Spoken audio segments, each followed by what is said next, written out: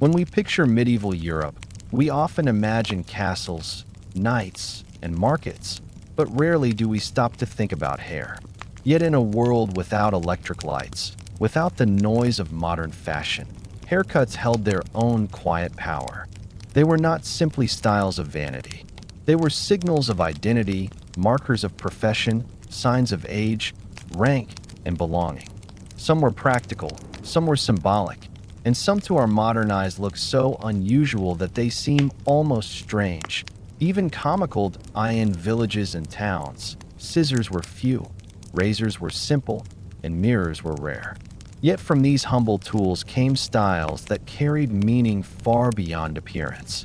A haircut could tell whether a man was a soldier or a servant, a noble or a craftsman. Women's hair could reveal marital status, wealth, or tradition.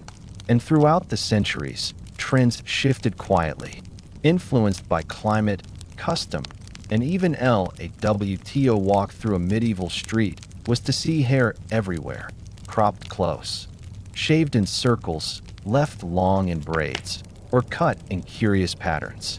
Each head told a story, each strand part of the fabric of daily life.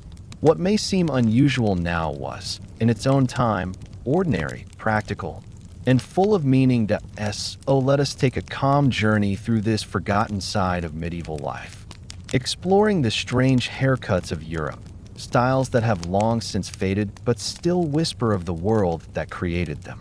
In the quiet heart of medieval Europe, where stone cottages leaned together along narrow lanes and smoke rose steadily from thatched rooftops, identity was not worn in glittering jewels or fine silks, but in the small and ordinary details of daily life. Among these, hair stood out as one of the simplest yet most telling signs of who a person was. A haircut was never only about appearance. It was a language, silent but legible, one that neighbors could read with a glance. In villages where everyone knew everyone else, a man's cut or a woman's braid spoke volumes before a single word was exchanged. Tools were modest. Razors were little more than sharpened steel, scissors heavy and rough compared to the polished instruments of later centuries. Combs were carved from bone or wood, their teeth thick, sometimes uneven. Mirrors, when they existed, were small pieces of polished metal or faint reflections in water. Yet even with such simplicity, villagers shaped their hair with care, not for fashion alone, but because in a world of hierarchy and duty, hair revealed place. For men, the most common styles were plain, born of necessity. Farmers often wore their hair short, cut unevenly by a wife, a brother, or sometimes by their own hand, for long locks would catch in tools, grow heavy with sweat, or gather dust and straw in the fields. These short cuts were rarely neat, but neatness mattered less than practicality. Still, even the roughest cut could speak of diligence. Hair kept from falling into eyes meant work was constant, duties fulfilled. To leave hair untrimmed for too long was to signal neglect, something a watchful community would not fail to notice. Among craftsmen, hair bore marks of pride in trade. A smith, standing by his forge, often tied his hair back with strips of leather to keep sparks from catching. A miller might crop his hair close, for the constant dust of ground grain clung to everything, and shorter hair was easier to wash clean in the stream at day's end. Carpenters, masons, and cobblers too shaped their hair not with elegance, but with thought to their labor. Each head reflected the rhythm of work, the daily need to balance cleanliness, comfort, and the dignity of one's role. For women, hair carried even greater meaning. In villages, where clothing was simple and possessions few, hair was one of the most visible markers of identity. Young girls often wore their hair long, brushed smooth, and sometimes braided loosely down their backs. This length was not only a sign of youth, but of freedom from responsibility, a stage of life before the duties of marriage and household pressed heavily. Once married, many women covered their hair with simple veils, caps, or kerchiefs, sometimes leaving braids tucked beneath, sometimes showing only a hint of hair at the temples. The act of covering was less about fashion and more about respectability. To see a married woman with uncovered hair was unusual, a sign that she stepped outside the expectations of her time. There were also small but telling differences between classes. A noble woman passing through a village might wear her hair braided intricately, adorned with ribbons or beads, her coverings finer and brighter. Her style marked her as someone apart, a life of leisure and servants. By contrast, the village woman's braid was practical, tied simply, with no adornment but the strength of her own hands. Yet in the quiet dignity of these modest styles lay the mark of endurance. Their beauty was not in ornament, but in usefulness. Their grace not in polish, but in the way they fit the rhythm of daily labor. Children's hair told its own stories. Boys often wore simple bowl cuts, trimmed roughly around the head by a parent with little thought for symmetry. The uneven edges, sometimes jagged, sometimes too short in places, gave them the look of youth, a reminder that their lives were not yet bound by the duties of adulthood. Girls wore their hair longer, sometimes left loose, sometimes gathered in small braids, their strands catching sunlight as they played in fields or darted through village lanes. These styles, though simple, carried the gentle warmth of community, the sense that a child's hair was shaped not for beauty but for care. By the same hands that mended clothing or baked bread, what strikes us today as unusual were styles that seemed ordinary to them. Shaved crowns, uneven cuts, or blunt fringes, to our eyes, strange, even crude. But in their context, they spoke clearly. A shaved crown, for instance, might mark a man who had taken service in a monastery or simply followed the habit of nearby towns. An uneven cut was not a failure, but the sign of a home-trimmed style, done by firelight at the end of a long week. A blunt fringe across the forehead, seen in portraits and manuscripts, was fashionable in its time, a small way of signaling youth or modest adherence to current trends. These styles, though strange to us, were part of the living language of the village. Each variation understood, each signal recognized. The rhythm of hair was tied, too, to the rhythm of seasons. In summer, cuts grew shorter, hair cropped closer to the head to bring relief from heat and sweat. In winter, hair was left longer, a natural shield against the cold, pulled under caps or tucked into collars of wool. Just as the fields followed the cycles of planting and harvest, so too did the villagers' hair mirror the needs of survival. No one thought of it as fashion in the modern sense. It was simply the way of life, another layer of adaptation to the world around them. Even grooming carried symbolic weight. To comb one's hair before walking into the village square, to smooth it down before Sunday gatherings, was a way of presenting oneself to others, of showing dignity and respect. In an age when baths were rare and soap scarce, clean and managed hair was a quiet but powerful sign of self-respect. Neighbors noticed, and in communities where reputation meant survival, these small signals mattered deeply. To walk into a medieval village was therefore to step into a gallery of haircuts, each ordinary, each meaningful, each carrying its own quiet message.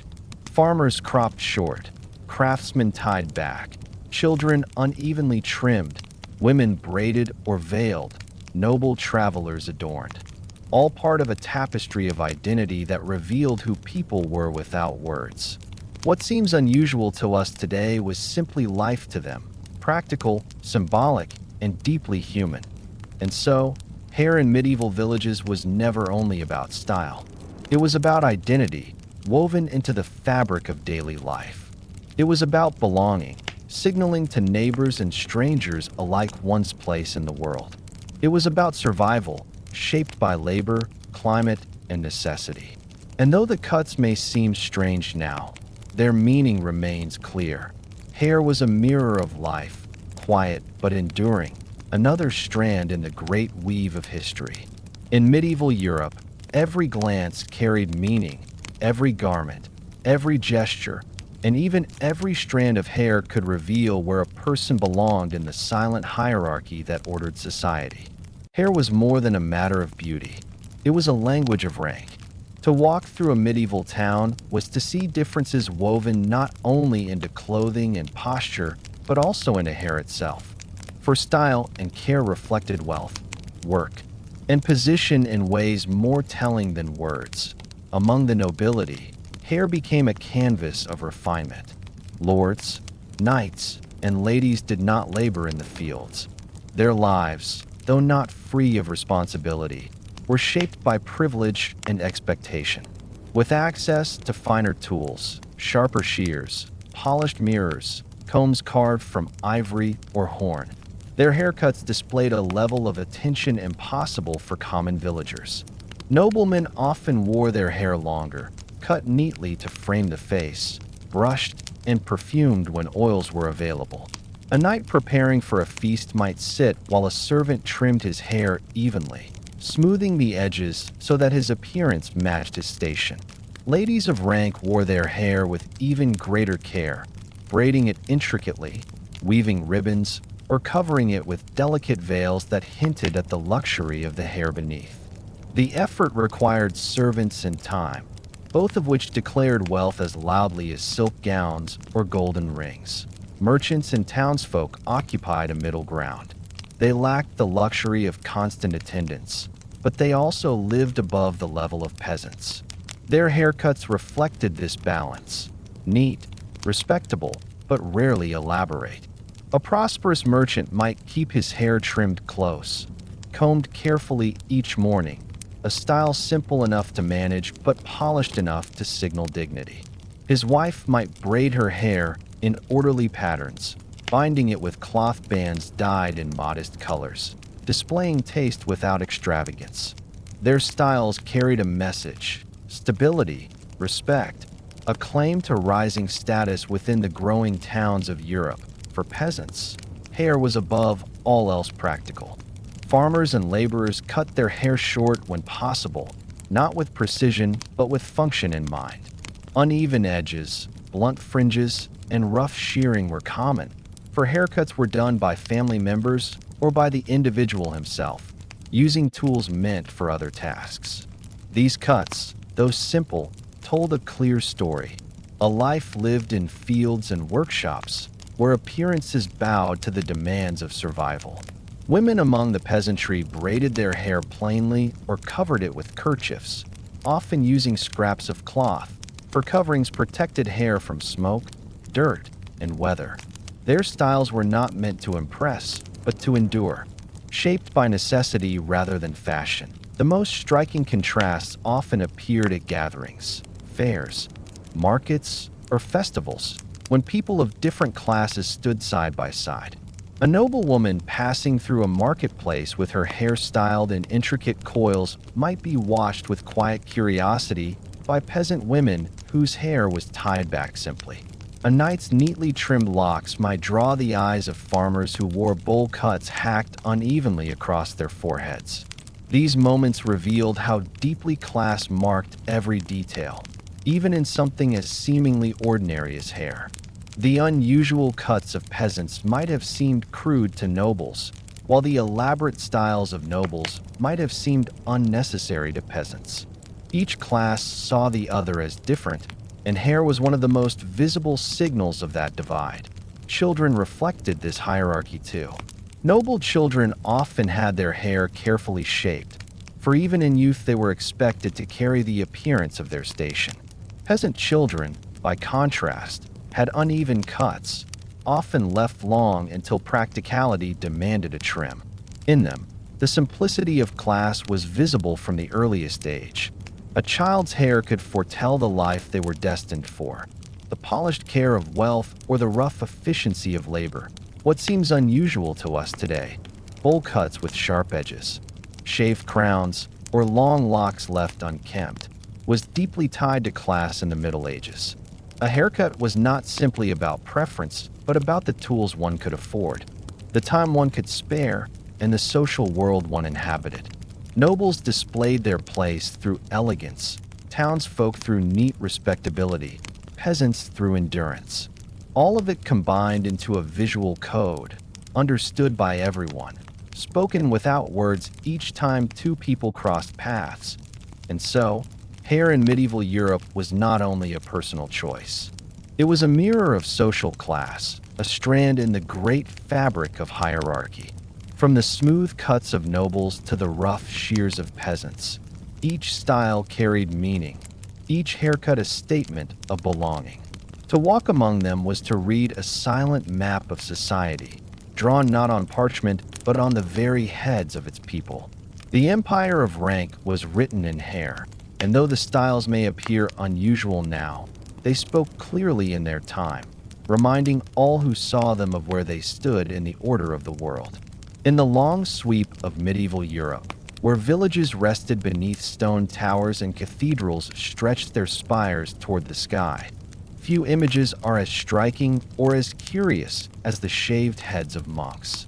To modern eyes, these haircuts, circles cut into the crown, or heads shaven smooth, appear unusual, almost strange. Yet in their own time, these styles were deeply meaningful, filled with symbolism, duty, and quiet discipline. Hair was not merely hair within the cloisters. It was a marker of devotion, a visible sign of a life turned away from worldly vanity and given to a higher rhythm of obedience and humility. The style most often remembered is the tonsure, a haircut where the crown of the head was shaved, leaving a ring of hair around the scalp like a pale halo of flesh bordered by dark strands. This circular shape was not chosen for fashion, but for meaning. It marked the monk as someone apart from ordinary life, someone who had stepped into a world of rules and rituals, where individuality gave way to discipline. The sight of a tonsured head, bowed over a book in a scriptorium, or moving slowly in prayer through cloisters, was a silent reminder of separation. To shave the crown was to let go of vanity, to accept humility, to wear one's devotion openly for all to see. The act of shaving was itself ritualized. When a man entered a monastery, his hair was cut as a sign of leaving behind his old life. The scissors or razor passed across his scalp with deliberate care, not simply to remove hair, but to mark transformation. The clippings fell to the ground like pieces of the self, small strands of the world left behind. What remained was the circle of the tonsure, a crown of humility in place of worldly crowns of gold or silver. The symbolism was quiet but powerful. To rule oneself through obedience was greater than ruling others with power. There were variations, too, across regions of Europe. In some places, monks shaved the entire head, leaving no hair at all. The smooth scalp shone in the light, a total renunciation of appearance, an even clearer mark of humility. In others, the ring was kept thicker, wider, more distinct, a style that to our eyes looks unusual, even odd, but that in its time carried serious meaning. These variations reflected local traditions, different interpretations of what humility and devotion should look like. To travel across Europe was to see these different forms, each slightly altered, each still carrying the same weight of purpose. Daily life for monks reinforced the meaning of these haircuts. Within monasteries, where silence often ruled and labor was constant, hair was not to be an ornament. It was not styled with ribbons, not perfumed with oils, not left long to blow in the wind. It was kept in its unusual shape, renewed again and again with careful shaving. Each time the razor passed across the scalp, it was a reminder. The monk's life was not his own, but part of a larger whole. The circle of shaved skin was like the circle of monastic life itself. Endless, disciplined, steady. To outsiders, the sight could be startling. Villagers who glimpsed monks passing along roads or traveling through towns saw immediately who they were. The tonsure was as clear as a badge, as unmistakable as a uniform. A shaved crown did not need words. It spoke silently of dedication and belonging to a life apart. Even those who did not fully understand the rituals of monastic life recognized the haircut as something unusual, something that marked a man as different, as set apart from the world of fields, markets, and courts. The unusualness of the style did not mean it lacked dignity. In illuminated manuscripts, monks are often shown with their tonsures clearly depicted, the ring of hair framing their heads as they bent over books or lifted their faces in quiet thought. Artists drew the detail not to mock, but to mark. It was part of identity, as recognizable as the robes they wore or the cloisters they walked. The ring of hair became a symbol of learning, for monasteries were centers of knowledge, preserving texts, copying manuscripts, and teaching those who came within their walls. To see a tonsured head was to see not only devotion but also wisdom. Practical reasons also shaped the haircut.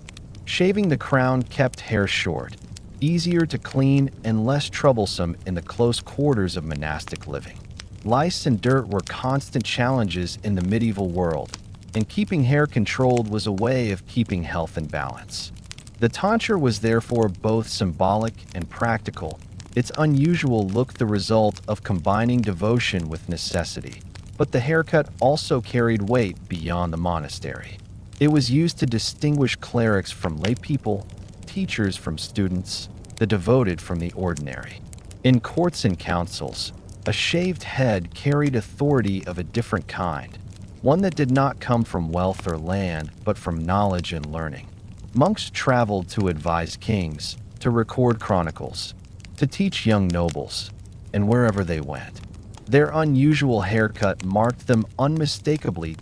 Imagine the scene of a medieval monastery is to see rows of tonsured heads bent in prayer, the light of candles flickering over circles of bare scalp. It is to hear the soft scrape of razors as younger monks carefully shaved older brothers, keeping the circle neat. It is to feel the cool touch of morning air on skin newly exposed, the faint sting of steel against flesh. It is to sense the quiet rhythm of life in which such haircuts were not curiosities, but part of the daily order, accepted, repeated, meaningful. Tos. These shaved crowns may seem odd, even comical, but within their time they were solemn, powerful, and deeply human. They were part of a language of devotion, a reminder that hair was not only about beauty but about identity, humility, and belonging. The monks' haircuts remind us that even something as ordinary as hair can carry extraordinary meaning, shaping not only appearance but life itself. And so, in the story of medieval hair, the tonsure holds a place apart. It was not a style chosen for vanity, not a cut made for fashion, but a symbol worn in flesh, renewed again and again with razor and discipline. It was a crown of humility, an unusual circle that told the world of a life given to something beyond the self. Strange to us, familiar to them, it endures as one of the most striking reminders of how even hair can carry the weight of history. In the world of medieval Europe, where castles stood like watchful guardians over valleys, where banners snapped in the wind above armored men, and where noble families measured their power in land and loyalty, hair was never just hair. Among knights and nobles, it was an emblem of refinement, a mark of class, and a silent statement of authority. To dress finely was not enough.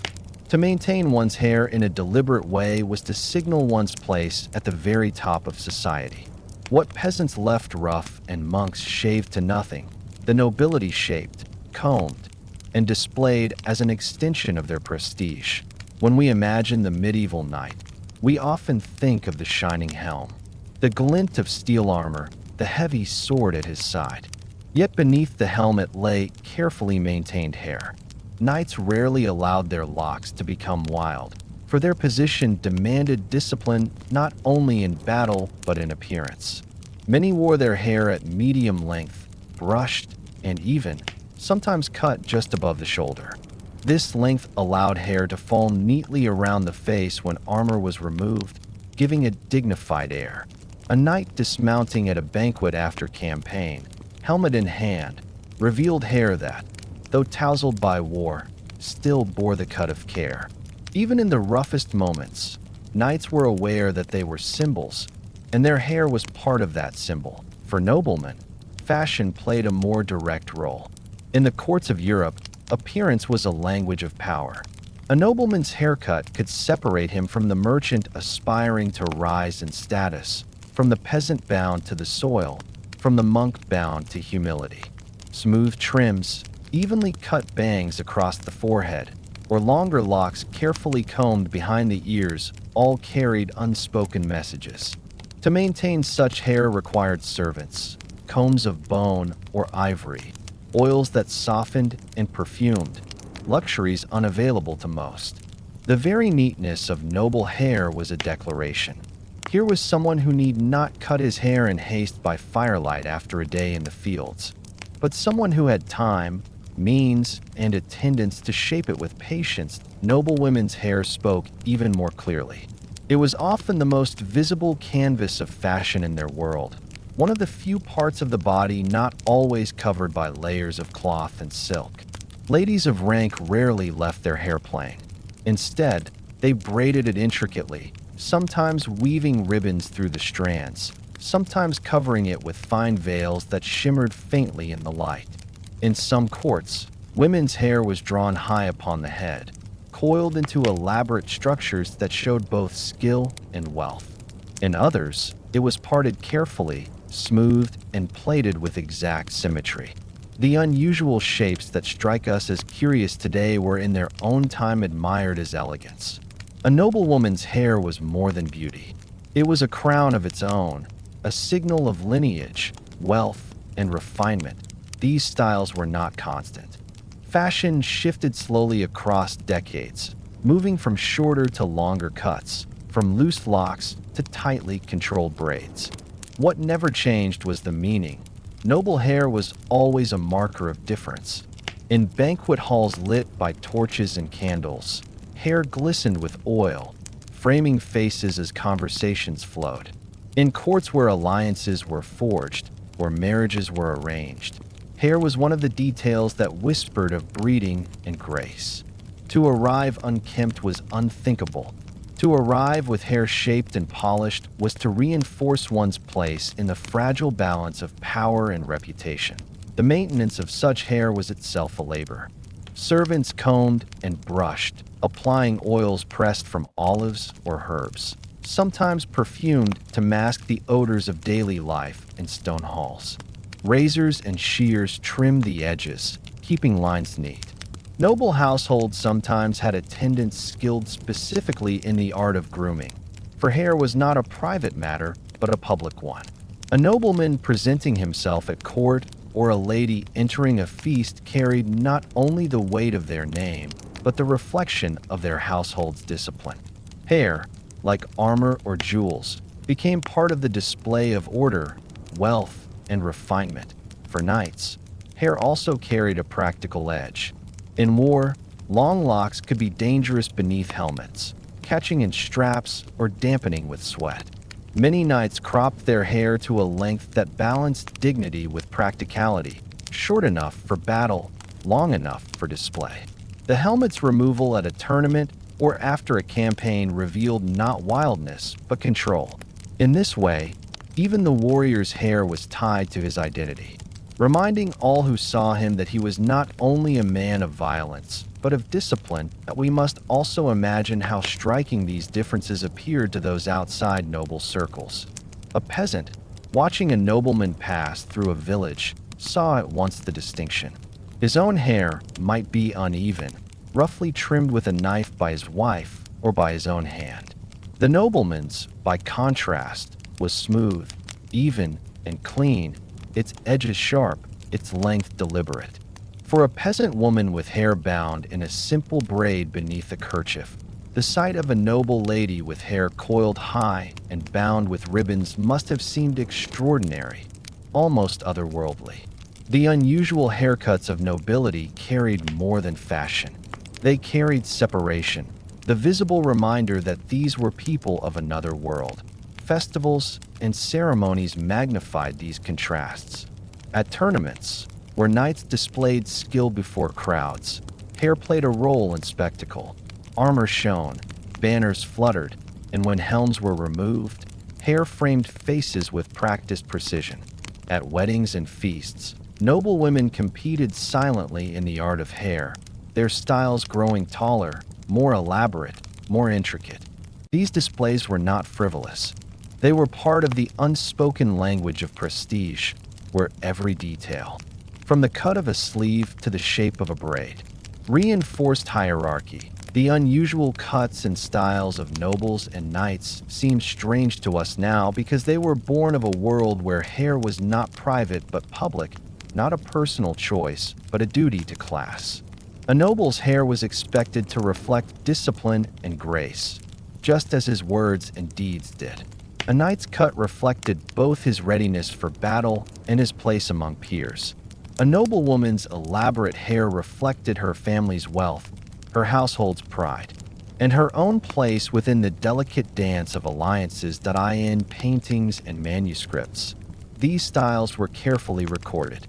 We see men with even bangs across their foreheads, women with hair drawn into structures so high they needed veils to hold them, knights with smooth shoulder-length locks, all frozen in time. The artists did not exaggerate. They captured what was real, what was seen, what was admired. Through these depictions, we glimpsed the world of hair as it was, unusual to us, but perfectly natural to them. That to walk through a medieval noble court was to step into a world of hair as symbol. Each head was a statement. Each cut, each braid, each coil whispered of rank, duty, refinement, and ambition. In the quiet of villages, hair reflected survival. In the silence of monasteries, it reflected humility. But in the courts of knights and nobles, hair reflected prestige. It was the most visible crown they wore, renewed each day by the careful hands of servants and the quiet demands of tradition. And so, in the long story of medieval Europe, hair once again shows us that the unusual is often deeply meaningful. What looks curious now, blunt bangs, tall braids, shining locks cut to even lengths, was once the mark of power. It carried dignity, it carried weight, and it carried history. To dismiss it as fashion alone would be to miss the truth. For knights and nobles, hair was identity, displayed for all the world to see. In medieval Europe, a woman's hair was more than strands of keratin growing quietly from her scalp. It was a marker of her identity, a reflection of her place in society, and a silent language through which age, status, and custom were expressed. In a time when clothing was often simple, possessions were few, and words about private matters were rarely spoken aloud, hair carried meaning that everyone understood. To see a woman's hair was to glimpse her story, whether she was young or old, wealthy or modest, free or bound by circumstance. For girls, hair was a symbol of youth and promise. Young maidens often wore their hair long, brushing it smooth when possible, braiding it loosely, or letting it flow down their backs. The length and softness of youthful hair carried with it an unspoken message. This was a stage of life full of beginnings, not yet burdened with heavy responsibilities. In small villages, a girl's long braid or untied locks were as much a sign of her age as her playful step or her laughter in the fields. The unusual simplicity of children's hairstyles, without ornament, without complex arrangement, was itself symbolic. A mirror of innocence and the freedom of early years as women grew older. Their hair began to reflect their changing roles. Married women often shifted from the loose styles of youth to more controlled and practical arrangements. Braids became tighter, buns more common, hair drawn back firmly rather than left to fall. This change was not vanity, but duty. The discipline of hair mirrored the discipline of daily life. Women tended households, worked in markets, managed tasks that required focus and energy. Hair tied securely was not only a symbol of responsibility, but also a practical necessity, keeping strands away from food, fire, or tools. To see a woman with her hair drawn back neatly was to recognize the rhythm of her life, her place within a home, and the respect she carried in her community among the wealthier classes. Women's hair became an arena for beauty and display. Noble women arranged their hair with great care, often with the help of attendants who braided, coiled, or bound strands into intricate shapes. Ribbons, beads, and fine combs were woven into the styles, turning hair into a living ornament. Some fashions rose high above the head, requiring hours of preparation, while others smoothed the hair down into shining sheets, a reflection of refinement. To walk into a noble hall was to see hair as part of spectacle, unusual by our standards, sometimes towering, sometimes rigidly shaped, but admired in its time as elegance. For these women, hair symbolized wealth and lineage as much as dresses or jewels. It declared, silently, the resources and time that could be devoted to grooming, resources unavailable to those of lower rank. For women of modest means, symbolism lay in simplicity. A village woman's braid, though plain, was still full of meaning. It was strong, woven tightly to endure long hours of labor. It reflected care, not luxury, but still dignity. To see her hair drawn into a practical plait was to see her role in her household, hardworking, resilient, enduring. Even scraps of cloth tied around braids carried significance, for they were not only functional but expressive, showing the small touches of individuality that even modest lives embraced. In these simple choices, women told their stories, not of wealth or grandeur, but of survival, care, and pride in their endurance. Age, too, was reflected in hair. Older women often carried the visible mark of time in graying strands, hair that had lost its youthful sheen but gained a different kind of symbolism, wisdom, experience, and the quiet dignity of years. Their hairstyles were rarely elaborate, but this simplicity itself carried meaning. It showed that they had moved beyond the display of youth or the responsibilities of middle years into a stage where calm steadiness mattered most. To see a grandmother in a village with her hair bound in a simple knot was to see the history of a family carried visibly. Each gray strand another line in the story of her life. Unusual styles emerged in many regions, shaped by local custom and by slow-moving fashions that spread from courts to towns. Fringes cut blunt across the forehead, braids coiled tightly around the head, or hair drawn into shapes that to us seem odd. All of these were normal in their time. They carried symbolic messages: youth, modesty, dignity, or refinement. What looks unusual today was once perfectly legible to those who lived in the Middle Ages.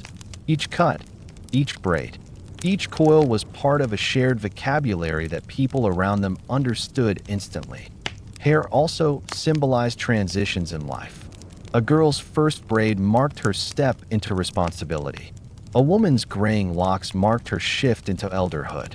A new style, carefully arranged for a feast or a wedding, marked moments of celebration and change. These transitions were not spoken of in long speeches. They were seen in hair. In this way, hair became a quiet chronicle of life stages, a visible record of growth, duty, and age. Even care itself was symbolic. To brush one's hair before entering a marketplace, to arrange it neatly before a gathering, was an unspoken act of respect. It showed that a woman carried dignity not only in words, but in presence. In an age when cleanliness was difficult and luxury rare, this simple care became a powerful signal. It told neighbors and strangers alike that she valued herself, her household, and her place within the community. Imagine the world of medieval women's hair is to see a tapestry of symbolism woven from strands. Young girls with loose braids running through fields, mothers with hair drawn back firmly as they stirred pots or carried water, noble women with towering styles glinting with ribbons at feasts, older women with silver strands bound simply as they watched grandchildren play. Each head was a message, each style a story. None were meaningless, even if they now seem unusual to us. And so, In the long memory of medieval Europe, women's hair carried meanings beyond fashion. It was identity, age, duty, pride, and care. It was the crown of youth, the braid of responsibility, the knot of age, the ornament of nobility. Those centuries have passed, those styles have changed. Their symbolism still whispers to us that even the most ordinary strands of hair can carry the weight of a life, the story of a society, and the meaning of history itself. In the world of medieval Europe, the life of a child was short in years, yet filled with quiet transformations that shaped their journey toward adulthood. These transformations were marked not only in clothing, in duties, and in posture, but also in something as ordinary as hair. To the eyes of parents, neighbors, and community, the way a child's hair was cut or arranged spoke clearly of their stage of life. To us now, some of these styles may seem crude, unusual, or even amusing, yet to those who lived in that time, they carried meaning as familiar as the seasons. Hair was a signpost of growth, a living thread that revealed the passing from innocence to responsibility in early childhood. Hair was often left simple, sometimes almost untouched. Infants and toddlers wore soft, fine strands that grew naturally, trimmed only when they became long enough to tangle or fall into the eyes. A mother might smooth her child's hair gently with her hand, tie it back with a small piece of cloth, or cut it unevenly with the same knife used for household tasks. Symmetry was not important. Survival and care were. The uneven edges, the rough cuts, were marks of home life, signals that the child was cared for within the circle of family rather than prepared for public display. These first styles carried a symbolism of tenderness, a reminder that the child was still sheltered, not yet measured by the strict expectations of society. As children grew older, their hair began to take on more deliberate forms. For boys, the most common cut was simple, a rough, bowl cut, shaped by placing a round vessel over the head and trimming around its edge. To us, it may seem unusual, almost comical, yet it was practical. It kept the hair short, out of the way, and easily maintained by parents with little time or specialized tools. For medieval villagers, this haircut was a clear sign of childhood, seen instantly in every marketplace or village lane. A boy's bowl cut told others that he was not yet a man, not yet bound to the duties of the plow, the workshop, or the guard. It carried innocence, but also the expectation that one day the bowl would be set aside and the hair cut more carefully. Marking his step into youth, girls often wore their hair longer, brushed smooth when possible, tied loosely in ribbons of cloth, or gathered into single braids. The braid, though simple, held meaning. It showed that the girl was growing, learning to take on small tasks, learning to care for herself. A neatly braided strand, even when done by a mother or older sister, was a signal of preparation for the future. It carried symbolism beyond appearance. A braid was control, order, and patience, virtues that girls were expected to develop as they moved toward womanhood. In some regions, girls were encouraged to braid their own hair once they were old enough, a quiet rite of passage seen not in ceremony, but in daily life. Seasons too shaped children's hair. In summer, boys might have their hair cropped closer to bring relief from heat and dirt. In winter, hair was sometimes left longer, giving warmth and protection against the cold. These changes were practical, yet they also marked time, reminding families of how their children grew season after season. Each trim was a small moment of care, a sign that parents were watching over their child's well-being. Even this ordinary act became symbolic. Haircuts tied children not only to family, but to the rhythm of nature itself. Among wealthier families, children's hair carried different meanings. Noble boys often wore their hair neatly shaped, trimmed evenly, showing that their lives were not spent in rough labor, but in households where servants or attendants had time to smooth every strand. Noble girls might wear ribbons of finer cloth, beads woven into braids, or hair styled to echo the fashions of their mothers. These details, though small, signaled status. A well-kept haircut declared wealth just as clearly as fine clothing. It told others that the child belonged to a household of privilege, where even youth was polished and prepared for public eyes. The symbolism of hair became sharper as children neared adolescence. For boys, longer or more carefully shaped cuts began to replace the blunt bowl. A fringe trimmed straight across the forehead or locks smoothed to the side indicated that childhood was ending, that the boy was stepping into youth where expectations of labor, loyalty, and duty grew heavier.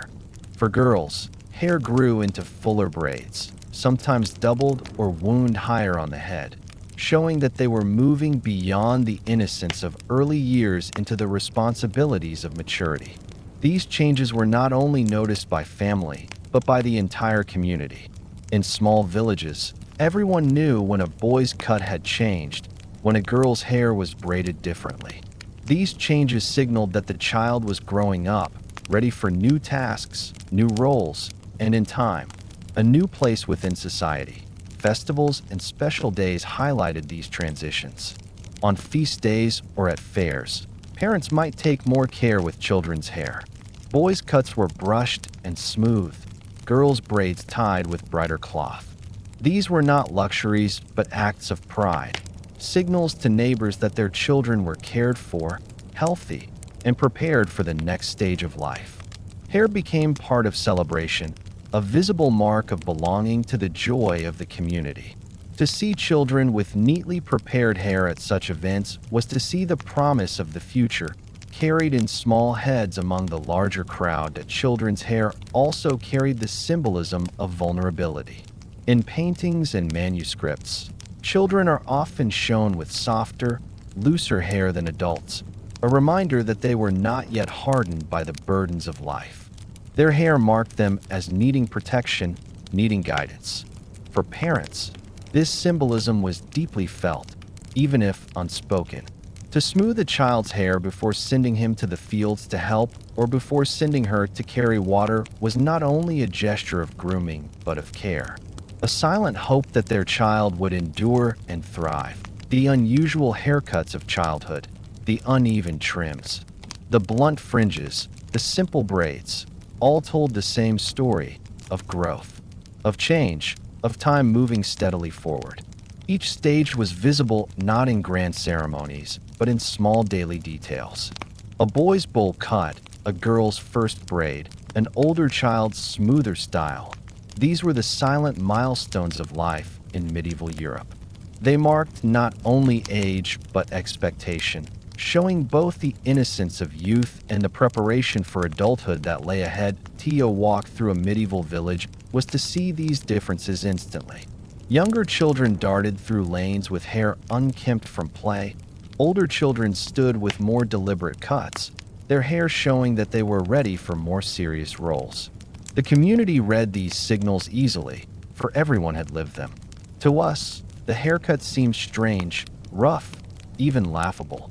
To them, they were simply the markers of life, as natural as the turning of seasons, as clear as the chiming of bells that measured each day.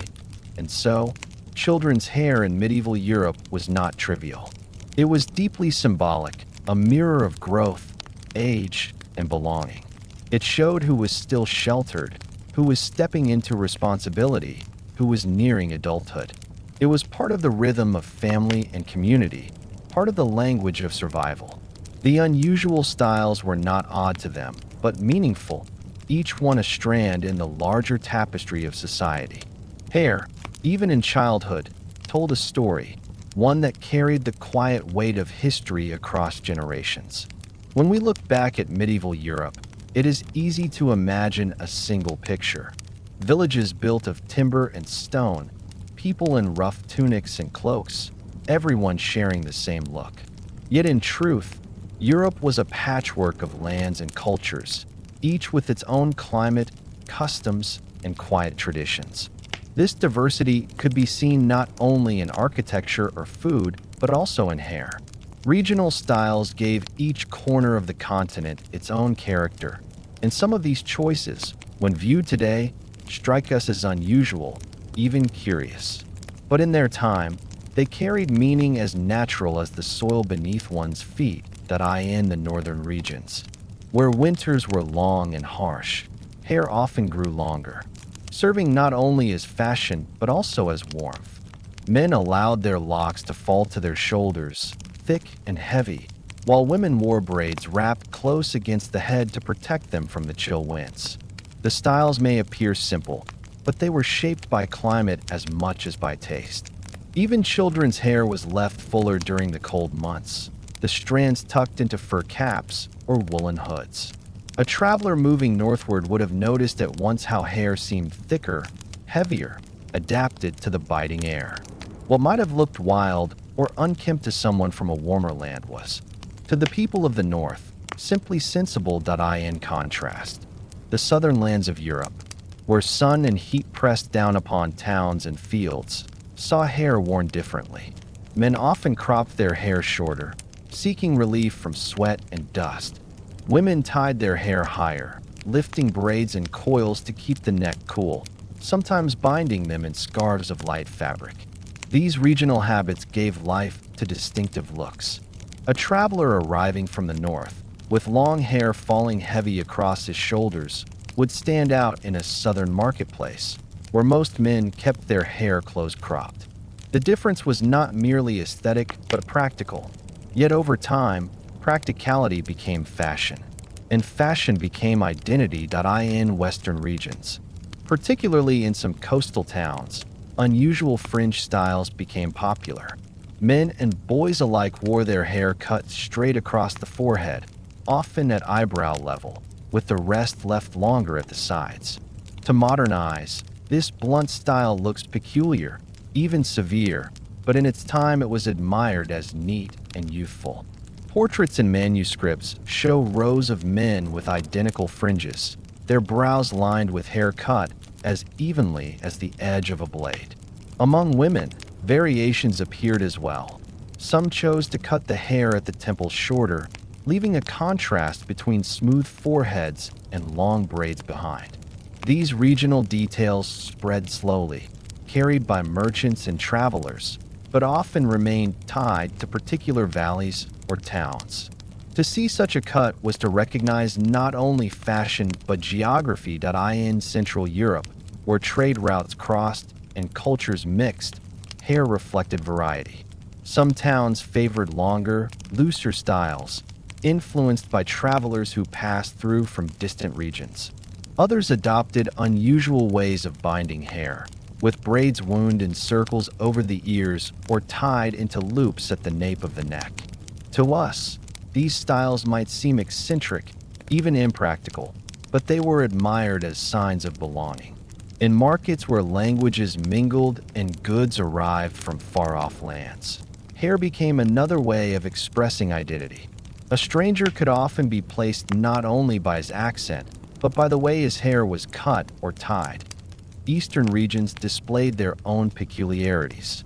In some places, men shaved parts of the head, leaving patches of hair long, while keeping others close to the scalp.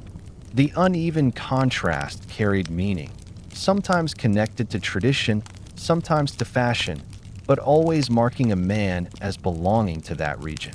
To others, it might have looked strange, even wild, yet it was instantly recognizable to locals.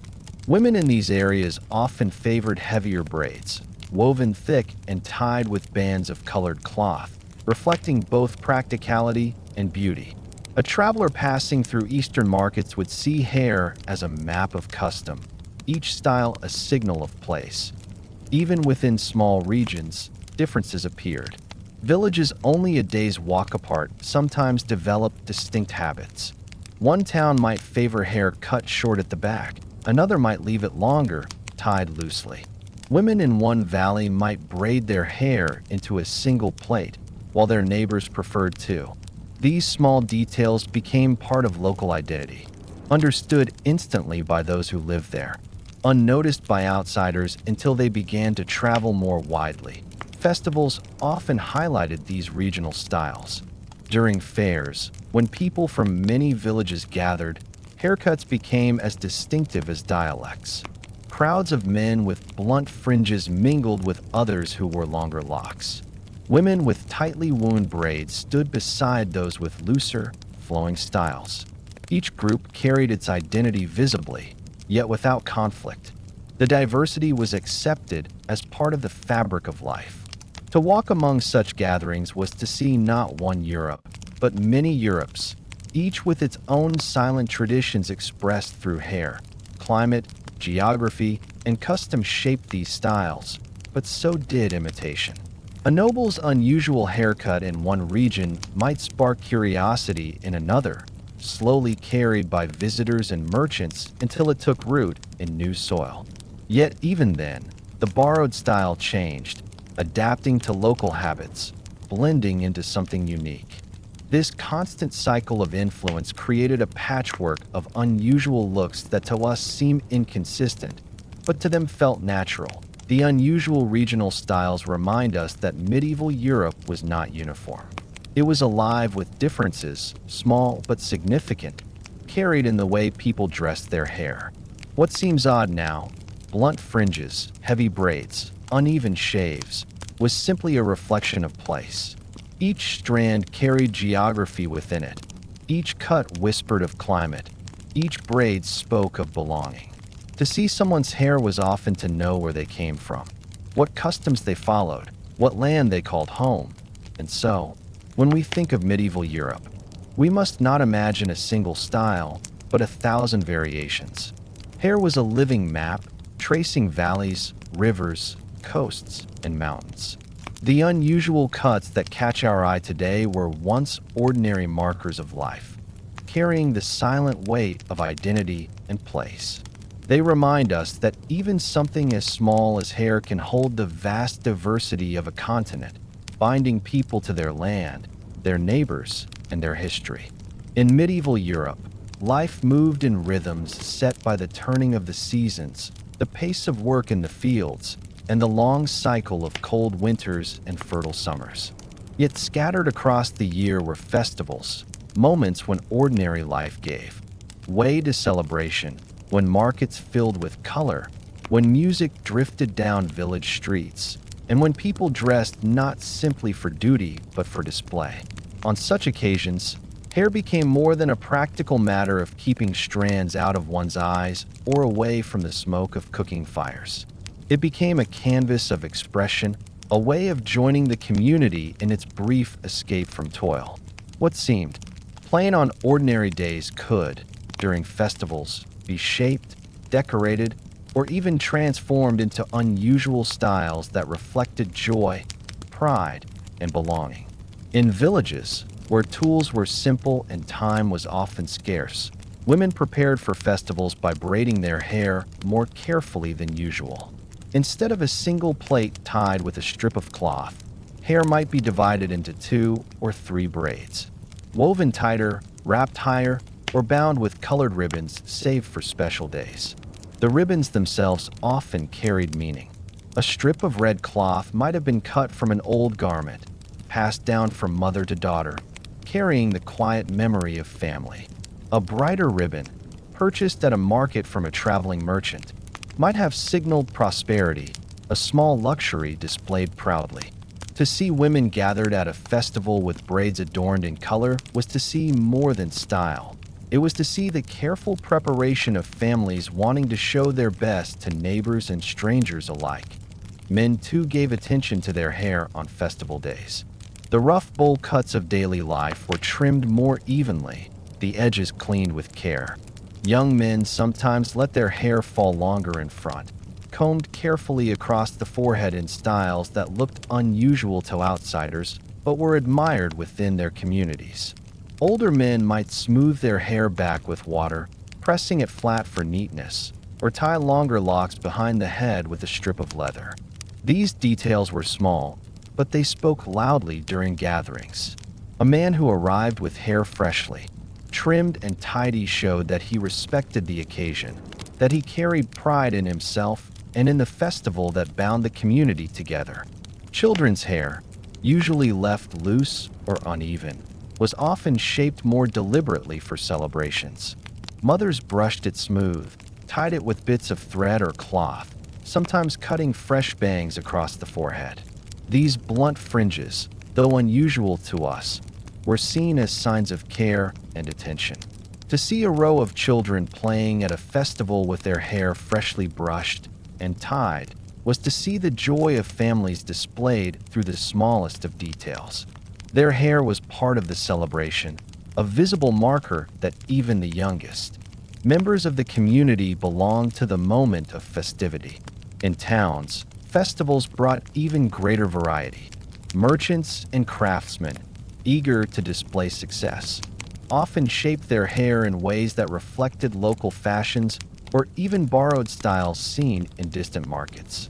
Some wore short fringes, others longer locks, and still others unusual side parts that gave the face a distinct frame.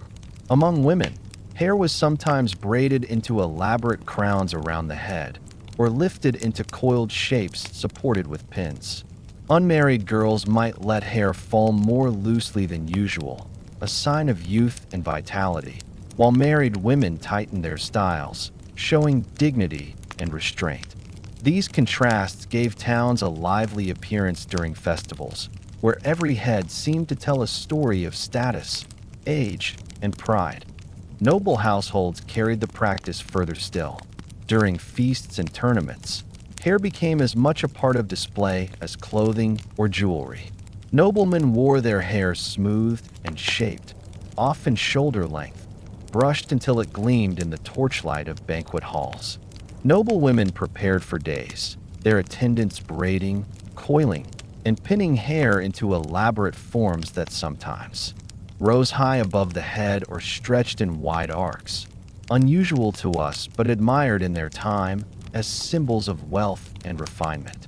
Ribbons of silk, beads of glass, and even thin strands of metal were woven into the styles, turning hair into an ornament that rivaled crowns. To see noble women gathered at a feast was to see hair as art. Each had a statement of lineage and elegance. Festivals were not only about individual display, they were about community identity. Villages took pride in showing visitors their customs, and hair was part of this shared language. In some regions, women braided their hair in unique patterns, reserved for festivals, shapes that signaled where they were from. In others, young men cut fringes in ways that marked their valley or town. These unusual choices were not accidents, but symbols, ways of binding people together through visible signs. A stranger arriving at a festival could often guess the origins of a family by the way hair was styled, just as easily as by accent or clothing. The preparation for festivals was itself meaningful. Families gathered to help one another, mothers brushing daughters' hair, sisters braiding each other's strands, fathers trimming sons' cuts with knives or shears. The process took time, often done by the firelight on the evening before the celebration. Laughter, chatter, and the simple warmth of shared work filled the air. Hair became more than fashion. It became part of the ritual of readiness, a way of stepping out of daily life and into the shared joy of the coming day. Even the atmosphere of festivals magnified the symbolism of hair. By day, braids gleamed in the sunlight, ribbons fluttered as women danced, children's fringes fell into their eyes as they played games. By night, torchlight and lanterns cast shadows across smooth foreheads and shining locks, turning ordinary hair into part of the spectacle.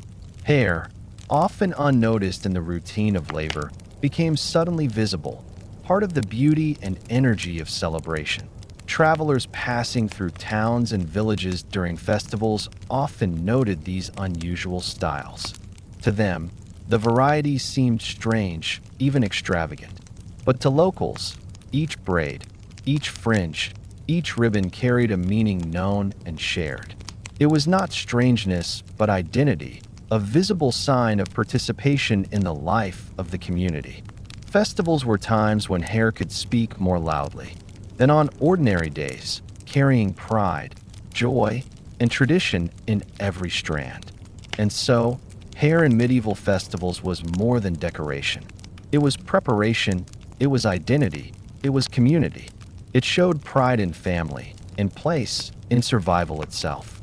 The unusual cuts and styles that strike us today as peculiar were, in their time, signals of care, belonging, and celebration.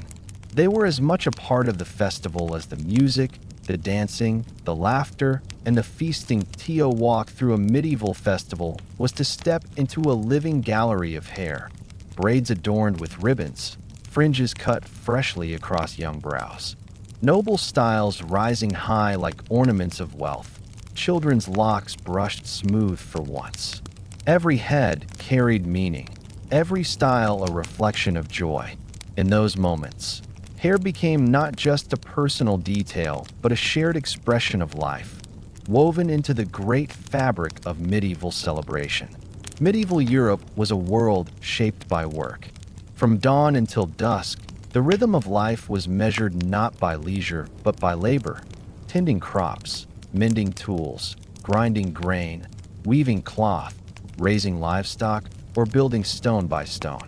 Survival depended on the body's endurance, and every detail of daily life was tied to that reality. Even hair, something we often consider personal, even decorative, was shaped by the demands of survival. To the medieval mind, hair was not only identity or fashion. It was also a practical element of work, a tool to be managed, an obstacle to control, a feature that could reveal much about how one lived from day to day. For men, work dictated simplicity. Farmers, the backbone of rural life, often wore their hair short and blunt.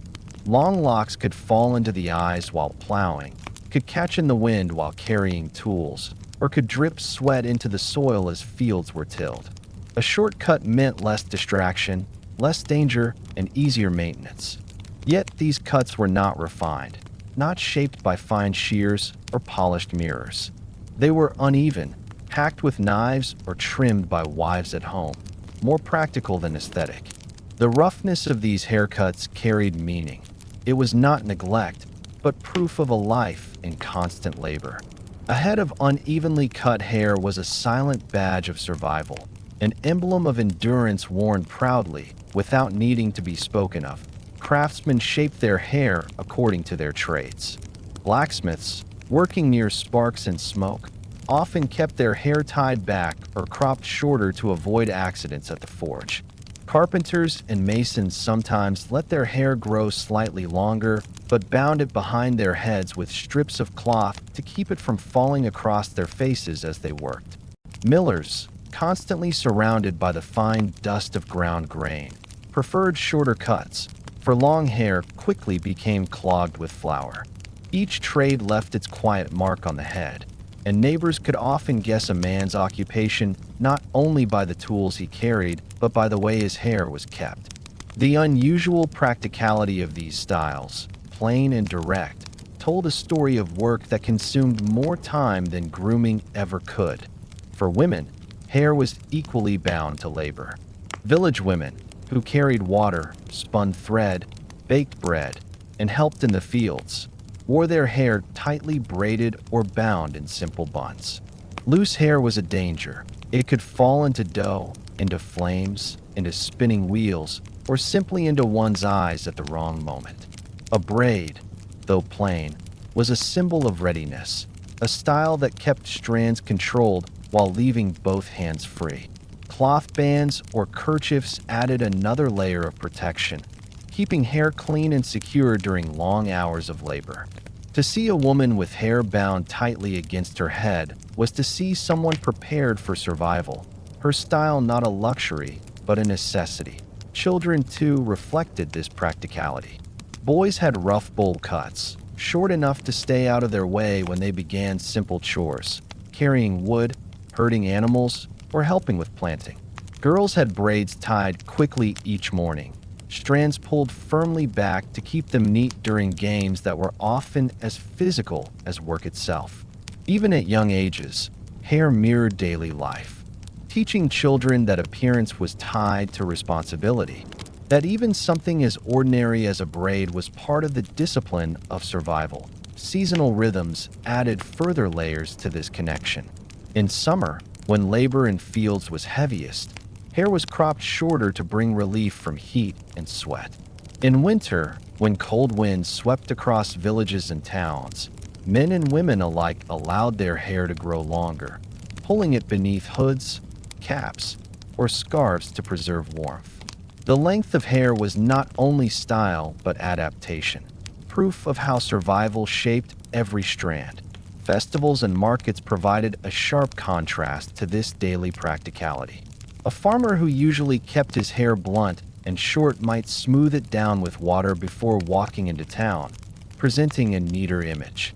A woman whose hair was normally tied in a simple braid might add a ribbon or shape her bun more carefully for the occasion. These changes, though modest, were highly symbolic.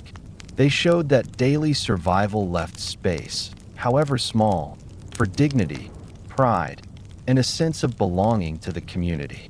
In this way, hair became a bridge between labor and life, carrying both practicality and expression. Unusual regional habits also grew out of work itself.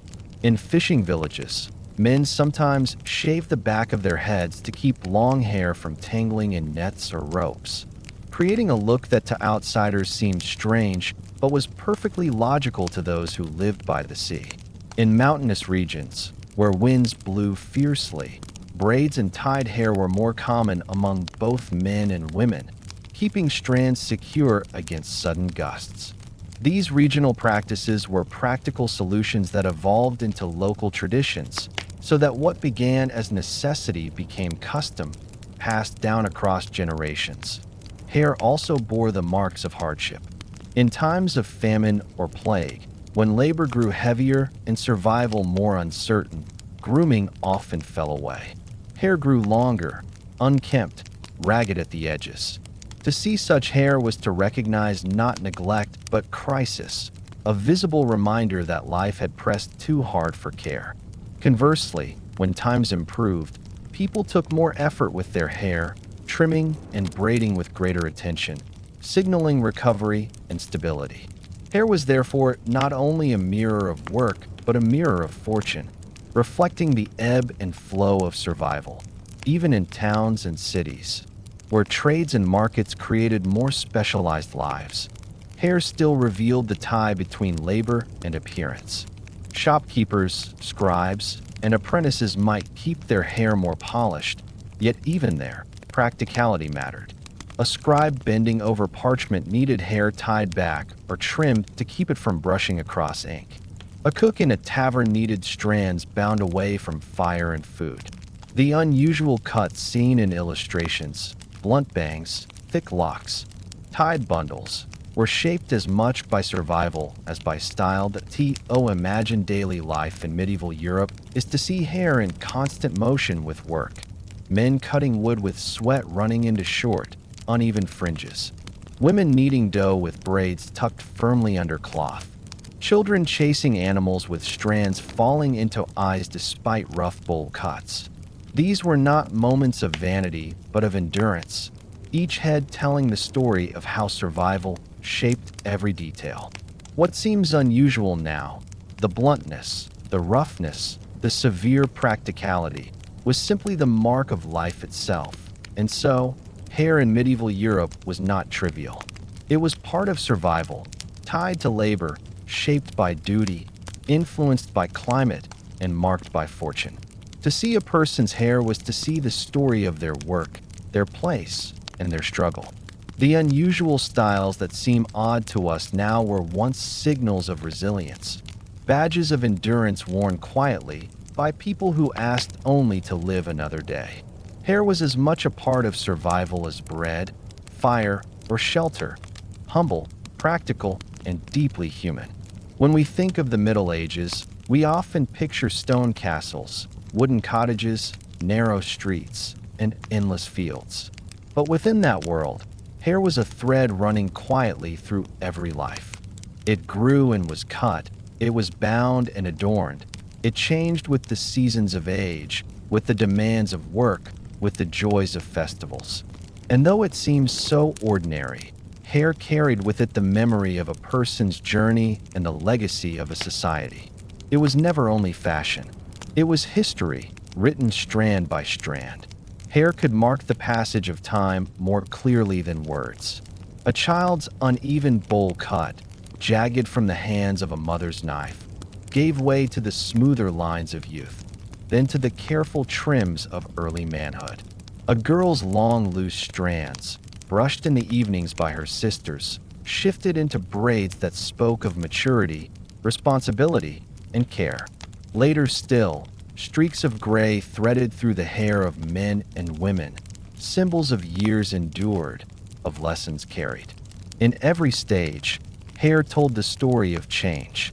These changes were not recorded in parchment or stone, but lived visibly on every head in every village and town. Families remembered their lives through hair in ways we rarely consider. A lock of a child's first haircut might be saved, tied with thread, kept as a memory of youth before work and responsibility transformed them.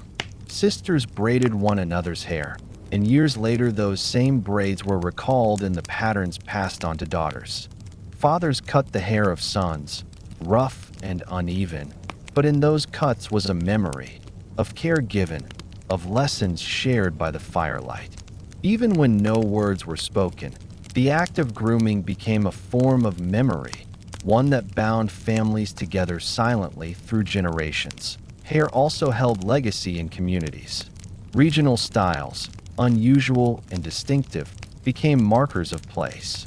A braid wound high around the head, a fringe cut sharply across the forehead, or hair bound beneath cloth in a particular way told neighbors where someone came from, what valley or village they belonged to.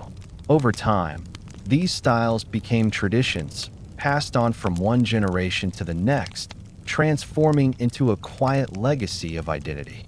To wear hair in the style of one's ancestors was not simply to follow fashion, but to honor belonging. To keep alive a memory of community in towns and noble courts. Hair carried another kind of legacy, the legacy of prestige. The elaborate coils of noble women, supported by ribbons and pins, spoke of lineage and household.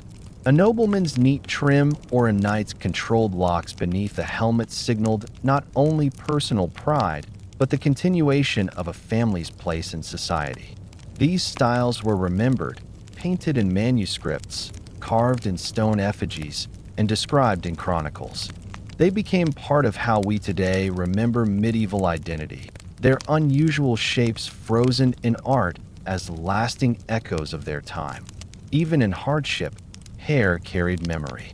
During times of famine or sickness, when grooming was neglected, long unkempt hair became a record of suffering, a reminder of the weight of survival. When times improved, the simple act of trimming hair, of braiding it neatly again, became a symbol of recovery, of hope renewed. These changes, visible to everyone, left memories carried not in documents, but in human appearance.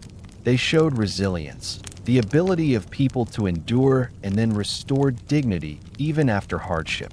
Hair was also a way of remembering individuals. Friends and family recognized one another by the way their hair was kept, by a braid worn a certain way, by a fringe that framed a familiar face. In an age without photographs, without portraits for most, these details became part of memory. A father might be recalled as the man with thick, dark hair tied back with leather, a mother as the woman whose silver braid gleamed in the firelight. To remember someone's hair was to remember their presence, their gestures, their life. When they were gone, these memories remained, quiet but enduring in a broader sense. Hair itself became part of the legacy of the Middle Ages. The unusual cuts and styles, strange to our eyes, tell us today about who these people were, what they valued, and how they lived. A blunt bowl cut speaks of practicality and labor. A tall coil braided high speaks of wealth and display. A simple braid bound with scraps of cloth speaks of endurance and care. Each style is a voice from the past, reminding us that even the smallest details carry meaning. The legacy of medieval hair also lies in how it shaped the future. Styles evolved slowly, passed down, borrowed, adapted. What began as a practical choice in one region became fashion in another. What nobles wore in courts trickled down in simpler forms to towns and villages. What peasants created for practicality sometimes rose to nobility as a mark of rustic charm. These cycles of influence remind us that hair was never fixed, but always alive, always changing, always carrying forward the legacy of the people who wore it. And when we look back now, centuries later, we find ourselves surprised, even amused, by the unusual cuts recorded in paintings and manuscripts. Yet behind each strange fringe or towering braid was a person, living in a world of hardship and joy, of labor and celebration. Their hair tells us not only about style, but about survival, identity, memory, and legacy.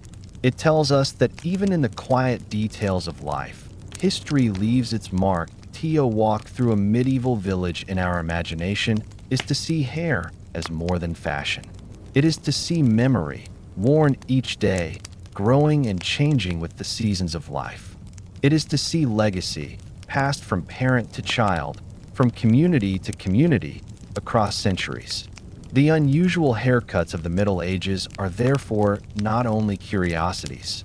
They are living echoes of lives once lived, reminders that history is written not only in grand deeds, but in the smallest of human details. And so, hair in medieval Europe was not forgotten, even when the people themselves passed away. It carried memory, it carried legacy, it carried the silent story of survival and belonging. In every lock cut and every braid tied, in every fringe trimmed and every silver strand that appeared with age, hair was history, humble, human, and enduring. As the journey through medieval Europe's unusual haircuts draws to an end, we find ourselves reflecting on how something as simple as hair could carry so much meaning. At first glance, a blunt bowl cut, a tightly wound braid, or an oddly shaped fringe may seem trivial or even comical to our modern eyes. Yet within those styles lay the weight of survival, the whispers of identity, and the shared language of entire communities.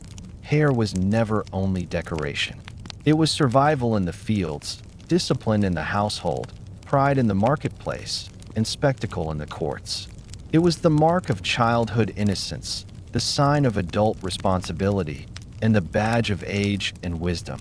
It was memory carried from one generation to the next, a living thread that bound people not only to their families, but to their places, their neighbors, and their history. We have walked through villages where children played with freshly cut fringes, through markets where merchants displayed careful trims, through feasts where noble women rose like ornaments of elegance, their hair woven into intricate crowns. We have seen festivals where ribbons fluttered in braids, where men and women shaped their hair with pride, where even the poorest found joy in the simplest of adornments. We have seen hardship too, when hair grew wild, unkempt, marked not by neglect, but by survival in the hardest of times. And in all of this, we see legacy. The unusual cuts of the Middle Ages remind us that history is not only written in chronicles or carved in stone.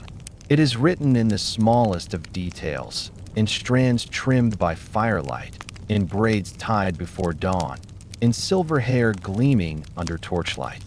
These details, humble and human, carry the memory of people who lived centuries before us, reminding us that they too cared, endured, celebrated, and hoped. So, as we close this quiet exploration, let us remember that history often hides in the ordinary. In the strands of hair that grew, were cut, and grew again, lies a story of survival and belonging. In the unusual haircuts of medieval Europe, we find not strangeness but humanity, the same desire to be recognized, to endure, to mark the stages of life. The people of the past have long faded, but their legacy lingers, woven into art, into manuscripts, into memory, and in the stillness of reflection, we hear their story, a story told not in grand speeches but in the quiet language of hair.